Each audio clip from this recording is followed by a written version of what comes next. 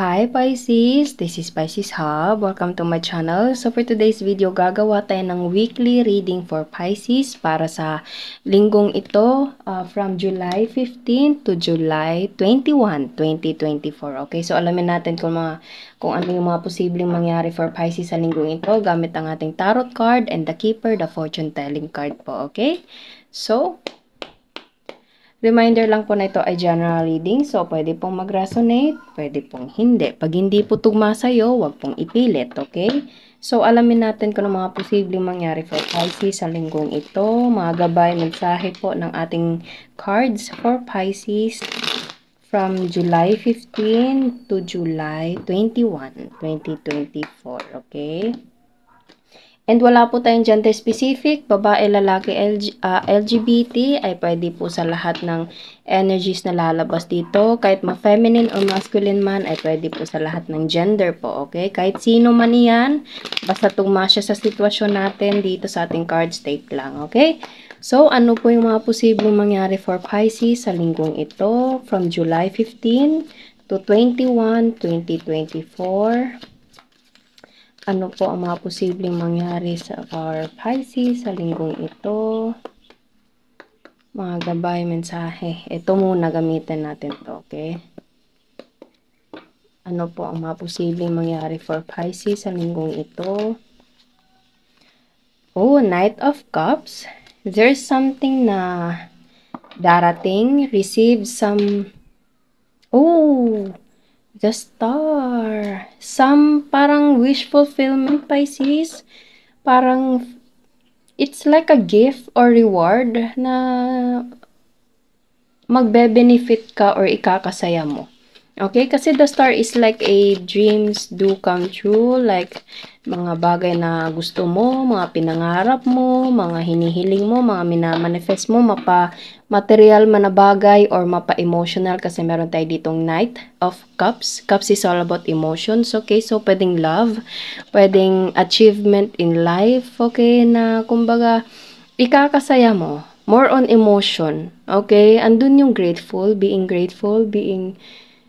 feel so loved by your specific person. Okay, pwede pong ganun. Okay, so, ano po ito?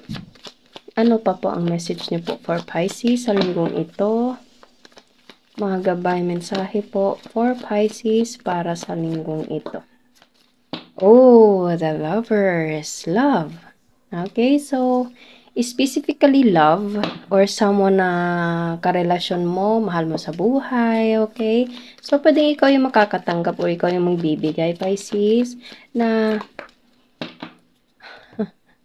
the Justice. Wow, so meron tayo ditong tatlong major arcana. So, there's a big event for this situation, Pisces, na merong connection sa pag-ibig or something na like dreams na you feel like you are destined para sa sitwasyon na ito. Okay? Pwede matagal mo na tong pinangarap, matagal mo na tong pinaghandaan, matagal mo na tong parang there's something na big decision making. Pwedeng kung ano man tong matatanggap mo, Pisces, meron kang decision na gagawin, pipiliin, na ano ko yung yes or no. Okay, so, bottom of the deck is Two of Swords. So, feel ko wala kang idea kung ano to, Pisces, okay? So, there's a big possibility na parang you will get shocked. Okay, you will get surprise. Okay, para siyang surprise party na ano ko yung surprise party na kumbaga there's a big possibility na meron ka matatanggap, Pisces, or ikaw yung nagpaplano nito. Okay, so merong decision making nga. Sinabi ko kanina parang kung ano man ito, itong the Lovers na ito, itong the Star na ito, wish fulfillment, nadala ng Knight of Cups na nandito, you will make a decision for this, Pisces. Okay? Or this person na dinidil mo is have to make a decision kung ano man ito. Okay? And wala kang idea kasi nakikita niyo sa Two of Swords na nandito, naka-blindfold siya ko. So, wala kang idea, Pisces, or this person na dinidil mo is walang kaalam-alam. So, most probably merong pa-surprise party. ba't ko na ano yung party talaga? So, pwede pong ganun. Okay, so gamitin natin itong The Keeper, the Fortune Telling card. Ano pa po itong pa-sorpresa for Pisces? There's an occupation. Pwede ito ay literal na trabaho or something na pinagtatabahuan. Okay, pinag-effortan. Okay, or pwede din mismong trabaho din po. Okay, or pwedeng nakikita nyo para siyang nagtatahi ng damit, maputing damit. Okay, nakikita nyo, merong parang naano ko yung word na gown. So, pwede meron itong connection sa kasal, proposal, okay, birthday party, or something na, basta kailangan ng damit. Okay, kailangan ng feel ko dress. Or something na merong connection sa palda. Okay, skirt kasi meron tayo dito para siyang palda. Okay, so ano pa? Ano pa po ang message niyo po for Pisces sa linggong ito? Mga gabay, mensahe po para kay Pisces sa linggong ito.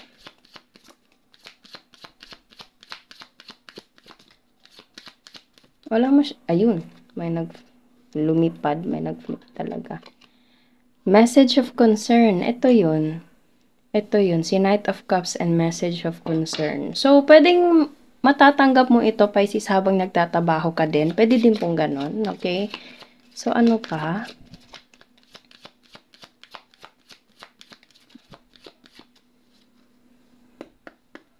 Ano pa po ang message niyo po for Pisces sa linggong ito?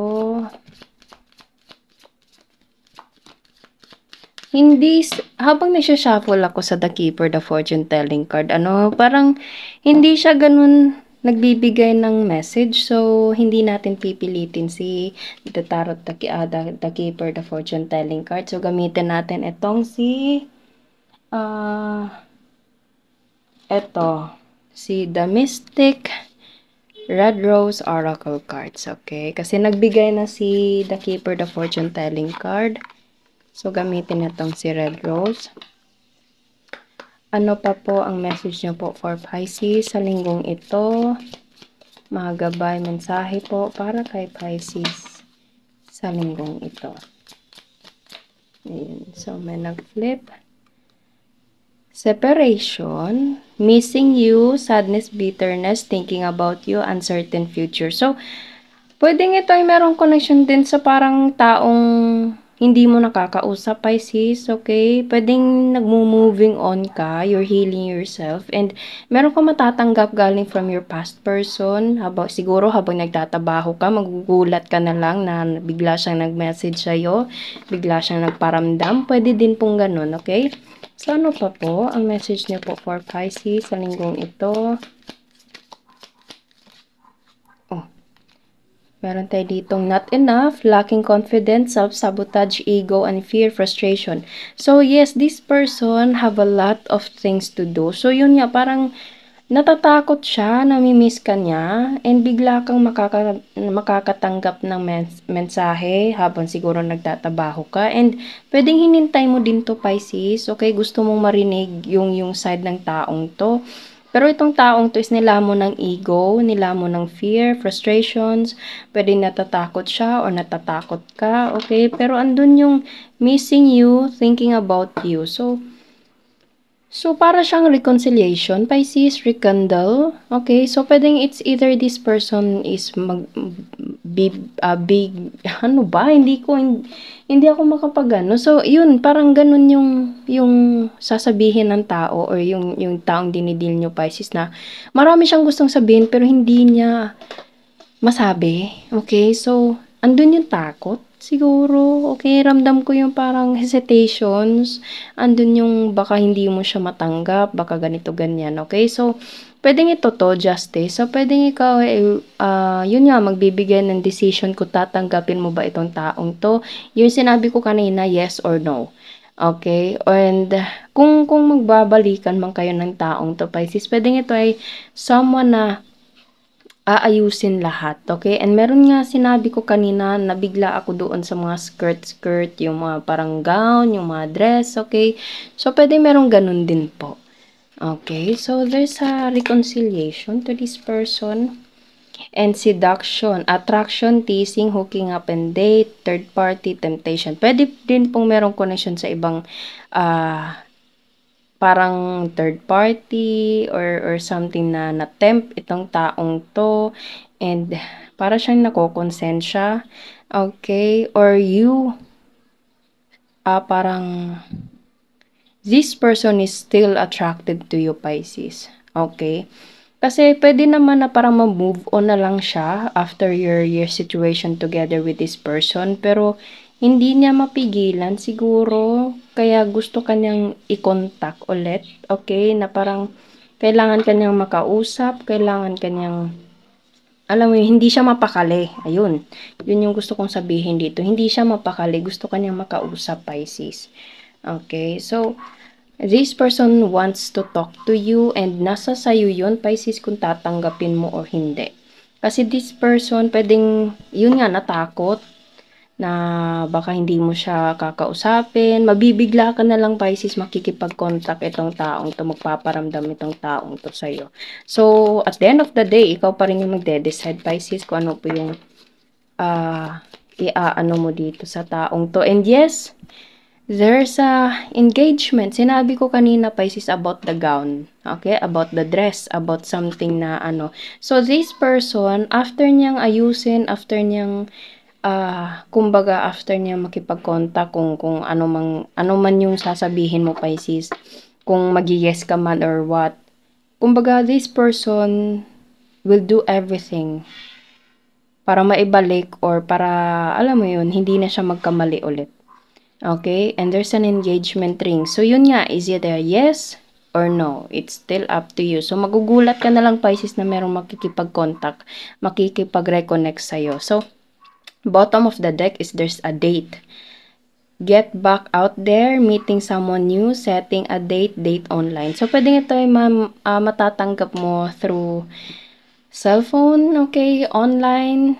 Pwede din naman na, yun nga, pwede ka ba niya makausap, yun, makipag-date sa'yo ulit, ano sa'yo, okay, so, yun, there is someone na makikipag-contact sa'yo, Pisces, and at the end of the day, it's still up to you if you will say yes or no to this person. Pero magugulat ka, nakikita nyo naka-blindfold siya, and naka-blindfold to dito. So, andun yung takot, andun yun din yung parang hindi mo in-expect na makukipag-contact itong taong to, makipag-reconnect ulit sa'yo. Okay, pero feel ko magiging masaya ka dito, Pisces, or this person is ramdam ng taong to yung full wish fulfillment, yung pagmamahal niya sa'yo.